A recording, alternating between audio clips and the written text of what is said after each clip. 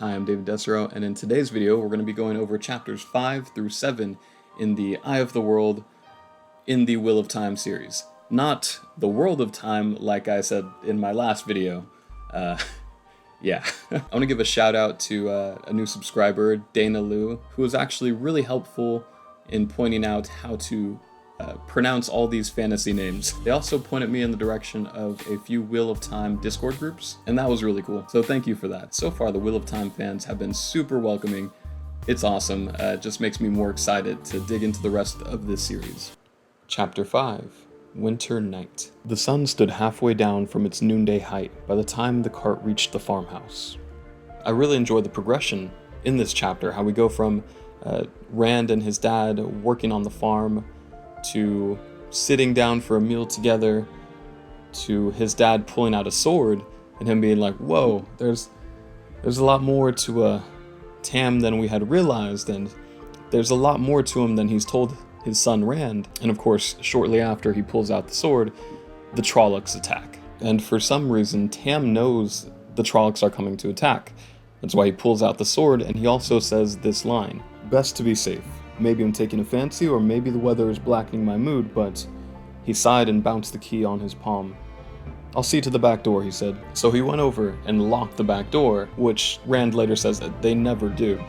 So he knew, and you can tell the moment they're sitting around, just relaxing and having a nice meal together.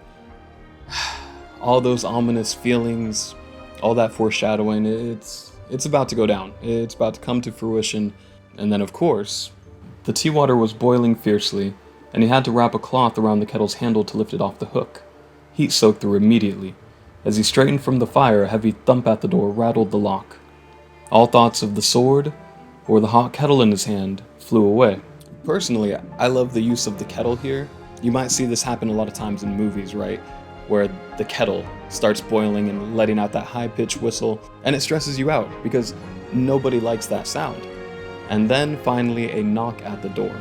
When they know it's too late for any of their neighbors to come by, just the nearest place is over an hour away. So you're just like, it's bad. And of course, the Trollocs come bursting through the door. They're basically like orcs, right? Again, you see the Lord of the Rings inspiration, possibly. But the Trollocs come bursting in, and his dad fights them and tells Rand to run. That's tough. I feel like I know it's coming. I know they're gonna kill his dad, because again, fantasy dads don't live very long. So Rand takes off running and just trying to process the craziness of the situation. Trollocs are real. How much more of this world is real? How much more have all the fairy tales or the stories he's heard as a child, how much of that is real now? His whole mindset is broken by this point, and his dad is fighting for his life, and he's hiding. Like, wow, that's a lot. And then he meets back up with his dad, and they hide away in the farmhouse, and he pulls his dad's blade because Tam is injured, and he needs to go and get a cart or supplies or something. And so he takes the blade, he goes back into the house, and he notices how weak his father is. "We need the cart," he said gently, "and blankets."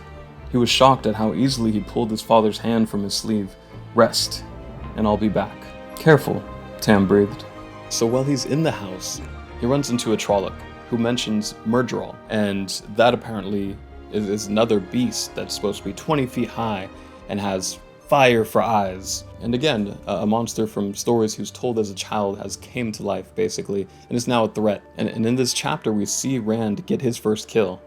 The Trolloc charges him as he barely just is able to get the blade in front of him, and the Trolloc kind of skewers himself. But still, this is the first time Rand has had to kill an enemy, and kill somebody with a sword, no less. As a reader, I wonder, this is the first of how many? There's 14 books in this series, so is this the start of him killing lots and lots and lots of Trollocs? What kind of effect is it having on him? I mean, you don't really get to see it too much.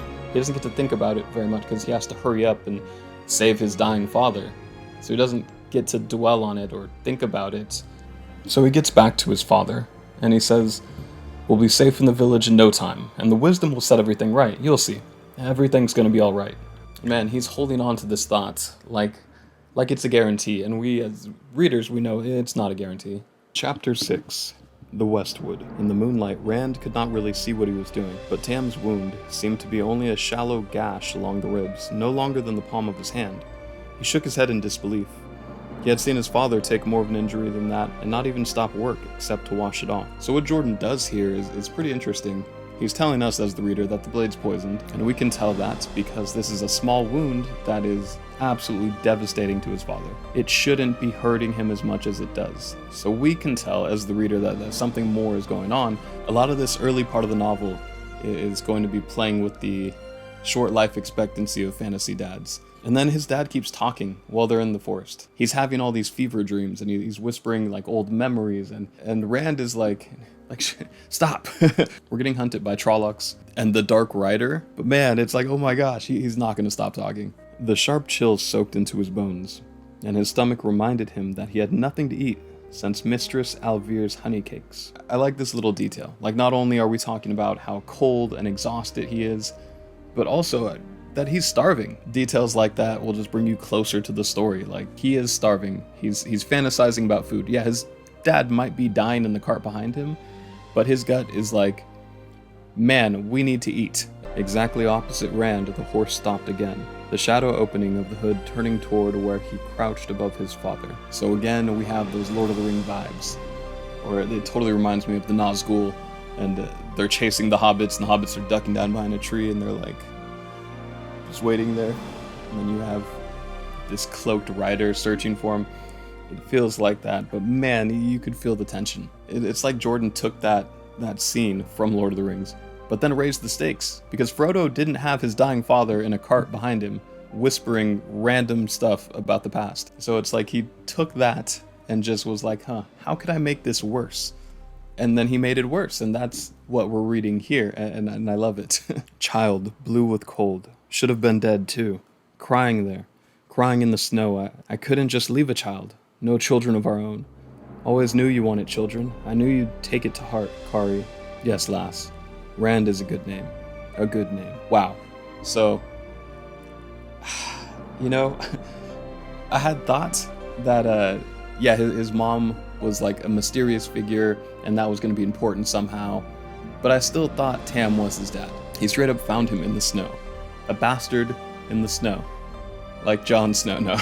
Not only do we need to figure out who his mom is, but who's his dad? Do they have some kind of magical abilities? Does he have magical abilities? Like, what does this mean exactly? We are not super far in, but I already have so many questions. We have, on one level, the tension of Tam maybe dying. Like, we have to see that through. Over the next few chapters, that'll play out, I'm sure. The bigger picture is, who are Rand's parents? And that's a plot line that'll probably continue, I don't know, through several books, throughout the entire series, maybe?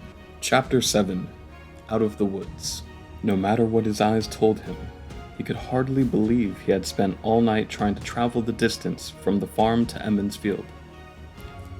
This man just walked and pulled a cart with his father on it the entire night.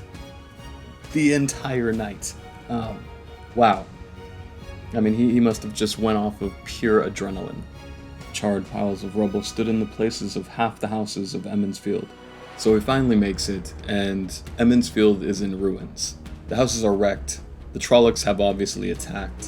What hope does he have now? It's just like, well, damn, so he did all of that just to get here, and then find out they've been attacked too, which shouldn't really be a surprise for us, I guess, as the reader. For me as the reader, kind of expected it, but man, that sucks. There's nothing I can do, she said. She had to put her hands on her knees to straighten up. I'm sorry, Rand. For a moment he stood, not understanding, as she started back to the house. Then he scrambled after her and pulled her around to face him. He's dying, he cried. I know, she said simply. So he goes all that way, and there's nothing she can do. Wow. Yeah, I mean, I feel like we knew this part was coming. I know fantasy dads don't live long, but that's crushing. That's devastating. Egwene runs up and hugs him, and it's just, man, that sucks. And again, showing how much she really cares for Rand. And all this devastation, of course, leads him to, ultimately, seek out Moraine and try to make a deal with her. And he basically tells Moraine he'll do anything to save his father. I imagine maybe she'll try to save him, but he'll still owe her this favor or owe her anything, and she's gonna have like a quest for him to go on, is my assumption. I'm genuinely like, I know I've heard a lot of people talk about how good of a father Tam is, and so I'm wondering, does she save him here? Maybe he dies later. Maybe he dies in like the second book.